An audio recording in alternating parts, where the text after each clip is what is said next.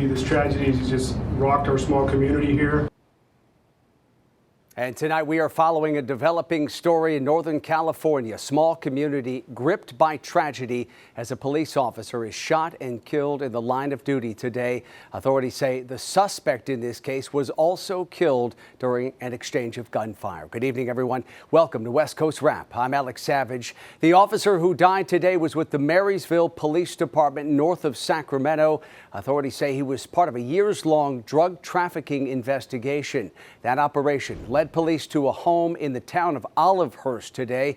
That's where officers were serving a search warrant. And then just before 8 o'clock this morning, gunfire erupted at that home. Video posted to the Citizen app shows the neighborhood where this all unfolded today. Authorities say the officer who died was with fellow members of a SWAT team when the shooting began, but no other officers were injured by the gunfire. The suspect, who has not been identified, died at the scene. These were major players moving poison through our communities, and we couldn't just sit and watch it happen. We had to do something about it, and it's just tragic, and all of us would just ask that you be praying for the officer's family and for his law enforcement community that's also grieving today. Authorities say they may release the name of the officer who died tomorrow. They want to give his family time to grieve before his name is made public. The department says he was a beloved father, brother, and friend. We turn now to another tragedy we're following here in the West. Police in Las Vegas say a babysitter is behind bars tonight, accused of stabbing a 3-year-old child to death. The child's father called police this morning after he discovered the toddler with stab wounds. The woman who had been watching his child left the apartment, but officers arrested her just a short time later. Officers began immediate canvass of the area, and fortunately we were able to locate the babysitter, who was taken into custody without incident. The suspect in this case has not yet been identified by police. Investigators are working to figure out what motivated that stabbing. People across the Pacific Northwest are bracing for another big shift in the weather. Several storms are set to hit Washington and Oregon, and they're bringing with them the threat of rare tornadoes. A severe thunderstorm watch is already in effect in some areas. Here's a live look tonight at downtown Seattle, and you can see a lot of cloud cover here, but things don't look like they've gotten too bad just yet. As Fox 13's AJ Janavel reports tonight, some areas could see extremely large hail. Just listen to that. That's hail from a few weeks ago, hammering down in West Seattle. And experts say this is nothing in comparison to what's expected on Wednesday. We could see hailstones as big as 1 inch to up to 2 inches in diameter. That's really, really big for this area. I don't think I've ever seen that before. That could mean trouble for a lot of people in Western Washington. Kind of really like this color because I think it really pops with the truck cover we're trying to sell. David Wang was taking some glamour shots of his new truck bed cover prototype he created. He had plans to take the car all over the area to get pictures until I told him about the forecast. I'm gonna be out here all day, honestly, but if that's the case, we're gonna head out home early just to try to get the nice show car protected, right? I also spoke to some local dealerships who tell me they have no options to protect the dozens of cars parked on their show lots. We're talking about hail that is 1 inch in diameter, for comparison, about the size of a quarter. Or 2 inches in diameter, which is about the size of an egg. Hail can be extremely damaging to your car, your home, and certainly yourself. State Farm reports a nationwide billion-dollar increase in hail damage claims they paid out from 2021 to 2022. Jennifer Houghton with Pemco Insurance tells me hail coverage is not usually included in basic plans. It's a good idea to check your coverage, and if you don't have hail coverage, consider adding it as quickly as you can. Reporting in Seattle, AJ Janavel, Fox 13 News. And this all part of a big shift in the weather pattern. After 2 days of beautiful spring weather, officials in Oregon are warning tonight of potentially dangerous weather ahead. Thunderstorms are expected across the Pacific Northwest as soon as tonight. and that will bring the possibility of strong wind gusts, large hail, as we talked about, and even tornadoes. The warnings even led to the cancellation of some big events like the farmers market in Portland. Officials are urging people to plan ahead by packing extra charging units, food, water, and other supplies. And in the event of a tornado, you should head to the lowest floor in your home and avoid windows. Folks in the rural communities understand what that means and what those impacts are. Those of you that live in urban areas, now's the time to make sure you have enough gas in your car and prepare for the potential outage for an extended period of time. For more on what we can expect, let's bring in KTVU meteorologist Mark Tamayo, who is tracking these approaching storms and the conditions all across the West. And Mark, it sounds like we could see some severe weather. Yeah, that's what we've been thinking, Alex. You kind of covered it nicely here with that intense storm system offshore here. This will help destabilize things enough to produce those intense thunderstorms. So as we take a look here at the closer look at Portland and Seattle, the radar imagery right now, this is just over the past few hours. So the activity has been ramping up, and they actually have a severe thunderstorm watch in place right now. As we take a closer look at the mapping system that started earlier today at 3 o'clock, that is in place until 9 o'clock this evening. We'll see if this gets extended into the overnight hours. And then this area in green, this is a flood watch in place right on through right now into actually Thursday, Friday, and into Saturday. So as you heard, the chance of severe hail could be greater than 1 inch, and gusts greater with severe winds linked up with those severe thunderstorms could be stronger than 58 miles per hour. So that's going to be happening possibly in the short term over the next few hours. Here's the forecast model tonight, 10 o'clock. You see the yellows and the reds showing up, possibly linked up with those thunderstorms. And then still some showers and possibly some thunderstorms into your Thursday forecast as well. So we'll definitely keep an eye on the conditions. This was Seattle earlier today, showing you some clouds and some breaks in the clouds and a temperature of 65 degrees. What's interesting, you get that storm system offshore, but this time of year you also get the heating, and that also destabilizes the atmosphere enough to produce those thunderstorms. In San Francisco today, a major cool down. Temperatures yesterday in the 80s, today in the 60s, and still hot out toward Phoenix, 96 degrees this afternoon. So the big picture, once again, we talked about this incoming storm up here, but for the rest of the West Coast, it's fairly quiet. You can see right now in Phoenix, it is 90 degrees. Las Vegas is 86. Reno 65, and up in Portland, Oregon, reporting 65 degrees. Here is the plan for tomorrow. Of course, the showers and the potential for some thunderstorms for Seattle. There's a chance in San Francisco, some scattered showers. Increasing clouds out toward Denver, and still some pretty warm temperatures as well. The 90s continue in Phoenix for tomorrow under mostly sunny skies. So once again, the main storm is up here, as you can see, and some scattered rain showers approaching the Bay Area, and they do have a winter weather advisory for the west slopes of the Sierra. So here's the game plan over the next 3 days. As you can see, remains very unsettled for Seattle for Thursday and into Friday. San Francisco, the chance of some scattered showers for tomorrow. Los Angeles, some areas of fog, but increasing sunshine into the afternoon hours. And if you like the heat, we have some lower 90s in Phoenix for tomorrow, then eventually cooling off for Friday and into Saturday. But definitely, Alex, we'll keep it on the radar in the short term up in the Seattle area because it could be pretty active. Yeah, we'll continue to track it. Okay, Mark, thank you. Stocks on Wall Street today broke a 3-day winning streak with more losses during the session as investors are worried about looming tariffs on imported goods, in particular automobiles. The Dow fell 132 points today. The Nasdaq was down by 2% for a loss of 372 points as big tech stocks sank, and the S&P 500 was down by 64 points during the trading session. Late today, President Trump announced those new tariffs on foreign cars. Basically, I view it as reducing taxes and also reducing debt. And within a fairly short period of time, I think we're going to have a balance sheet that's going to be outstanding. The 25% tariff will affect all cars and auto parts not built in the U.S. It's set to take effect in 1 week on April 2nd. President Trump said he expects the tariff will bring in $100 billion in tax revenue. Trump believes this will spur automakers to build new factories here in the U.S., but analysts say a lot will depend on the fine print. Car makers will do is try to game the system. If it's about making the final product in the U.S., maybe they'll bring the car almost finished and then sort of finish it in the U.S. So the rules, the specific rules of these tariffs will play an important role in what we see at the end of the day. Nearly half of all cars currently sold in the U.S. are imported. Analysts say the tariff could force automakers to raise prices on their cars by as much as $12,000 on average. Using virtual reality as a training ground, tonight we're showing you how police are doing this. No big deal. I'll tell you what. Let me get your license, registration, proof of insurance. I'll get you out of here as quick as possible. Shots fired. From me, ambulance code 10.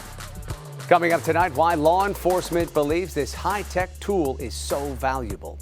Plus, a Hollywood heavyweight puts his star power behind an effort to make more movies in Utah.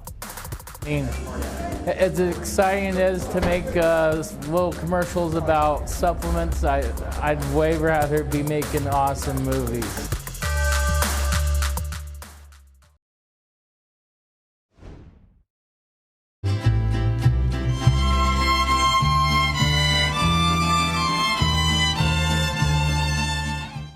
Today, hundreds of people gathered in Tucson, Arizona to pay their respects to longtime Congressman Raul Grijalva. C-SPAN aired Grijalva's funeral, giving mourners across the country an opportunity to honor his life.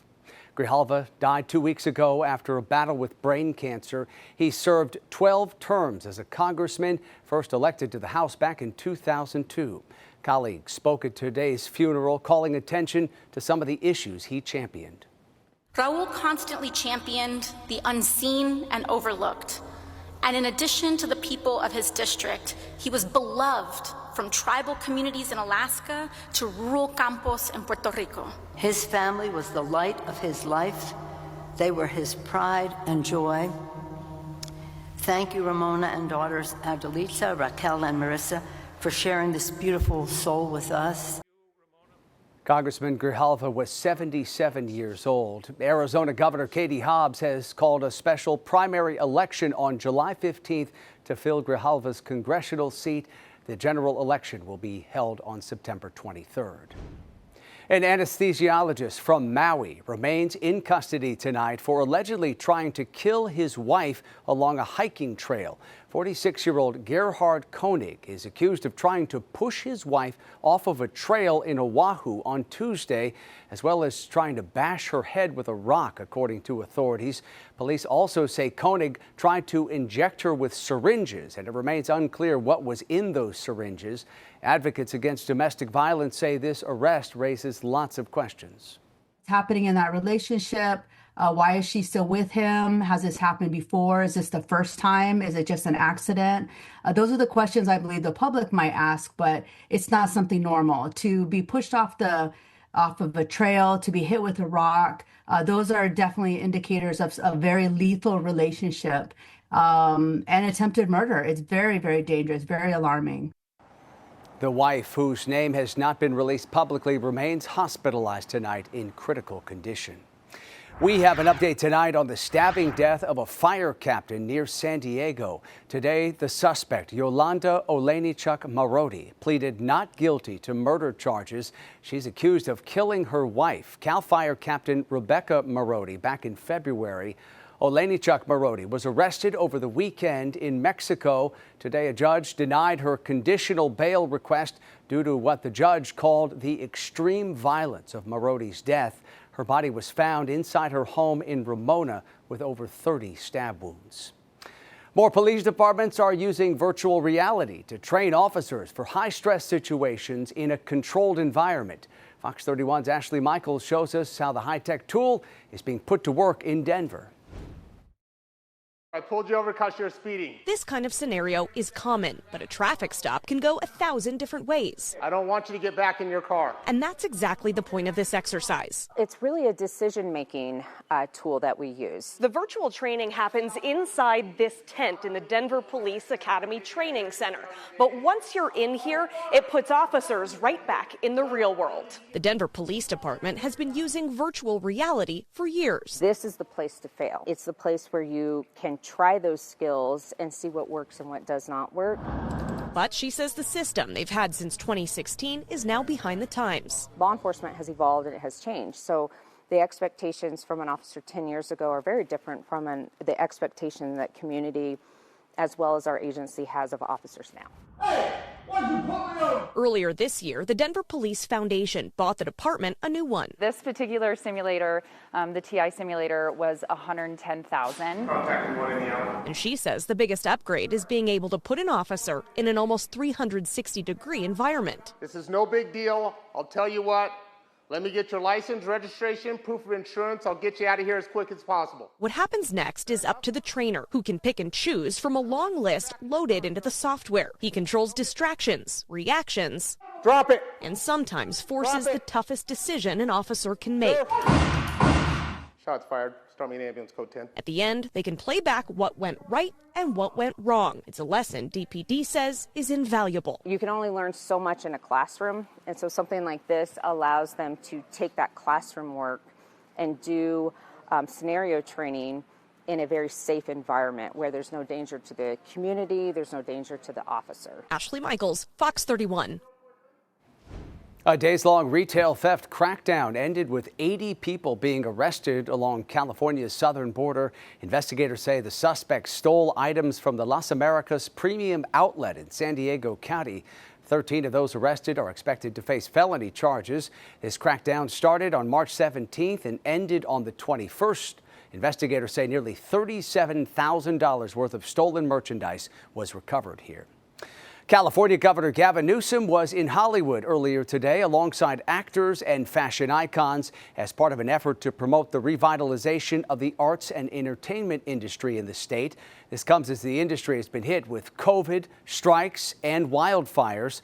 Newsom announced he plans to double the state's film tax credit in the next 90 days. Vogue also announced today that its ticket sales for October's Vogue World will go to the Entertainment Community Fund. Vogue World has raised millions of dollars for charity in the past, but award-winning costume designer Colleen Atwood, who lost her home in the fires earlier this year, says this is extra close to home. The initial wave of charity is kind of out there, but this is another wave, and it's going to help a lot of people not only keep going, but maybe recover what they've lost. Vogue World is set to happen October 26th in Hollywood. Actor Kevin Costner wants to turn a small city in southwest Utah into a filmmaking community. Fox 13's Chris Reed shows us some of the work that's already underway to attract movie production to that area. I'm Chris Reed, and I'm at the site of a film studio under construction. Where I'm staying now might be Broadway, might be Chicago Street, might be a sitcom apartment, might be another planet.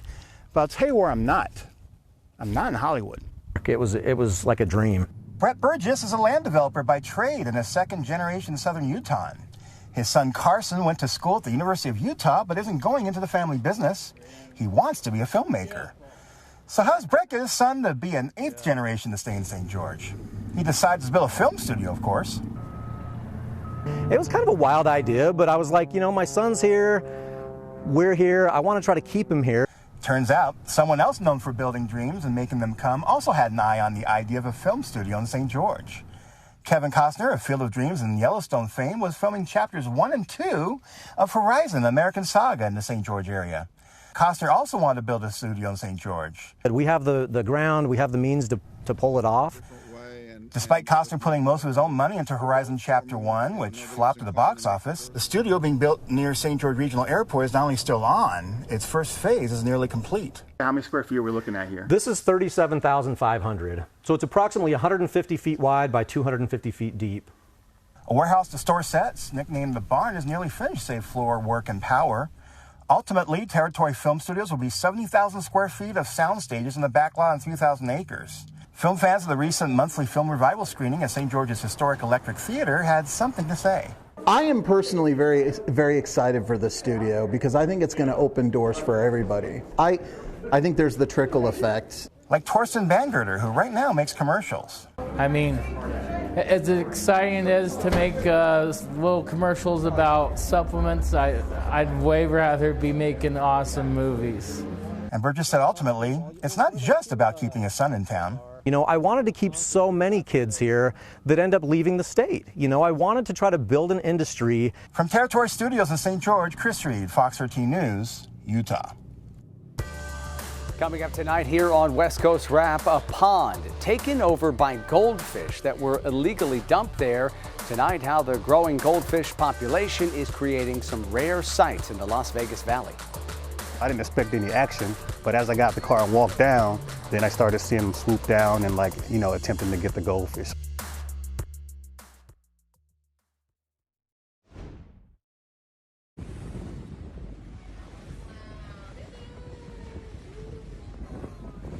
A spectacular sight for whale watchers off Oregon's coast. These images posted online show orcas breaching the surface of the water on March 25th.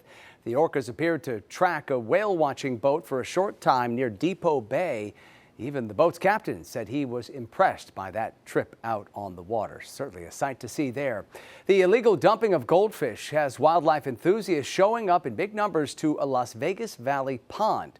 Fox 5's Kim Passoff shows us how the rapidly reproducing fish are creating rare opportunities to see birds of prey in action. I see the goldfish flapping around now. You can see him flapping. Oh, well, there he is.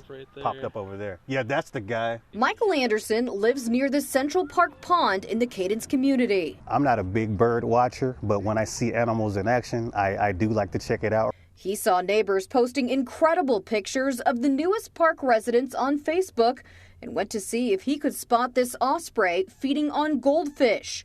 He found it and took this photo of it sitting on a streetlight. I was like, oh, that's pretty cool. So I didn't expect any action, but as I got the car and walked down, then I started seeing them swoop down and attempting to get the goldfish. He has now seen the osprey 3 times and a number of cormorants. I saw them swooping down underwater. They actually swim like ducks and then they go under and then they would pop up with goldfish. Professional wildlife photographers are also flocking here for some incredible shots.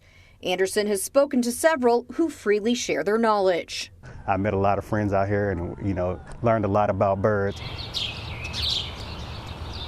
I moved here in mid-November, and I moved here to be close to Clark County Wetlands Park and the Henderson Bird Viewing Preserve, and I go to the park every single day. Alex Harper with the Red Rock Audubon Society says now is a great time for birding because of spring migration. When they're migrating, they're generally pretty high up. They can see their options across the landscape. They have a lot of desert, that doesn't look good. Some buildings also doesn't look great. But if they see the Henderson Bird Viewing Preserve, Clark County Wetlands Park, and now Cadence Pond, these water sources all very close to one another, it's inevitable that you're going to get birds. Though the goldfish are not part of Nevada's natural ecosystem, Anderson hopes they will be allowed to stay so he can continue to enjoy this incredible wildlife spectacle just steps from his front door. I know they're not supposed to be there, and I hope HOA doesn't take them out. Kim Passoff, Fox 5 News, local, Las Vegas. A big draw for bird watchers there in Las Vegas. That does it for West Coast Wrap tonight. And a quick reminder before we head out, you can stay up to date on all the big stories we're covering across the West at our website, which is westcoastwrap.com. And stream our shows on your smart TV by downloading the free Fox Local app. We leave you tonight with this beautiful shot of downtown Seattle. Have a great night.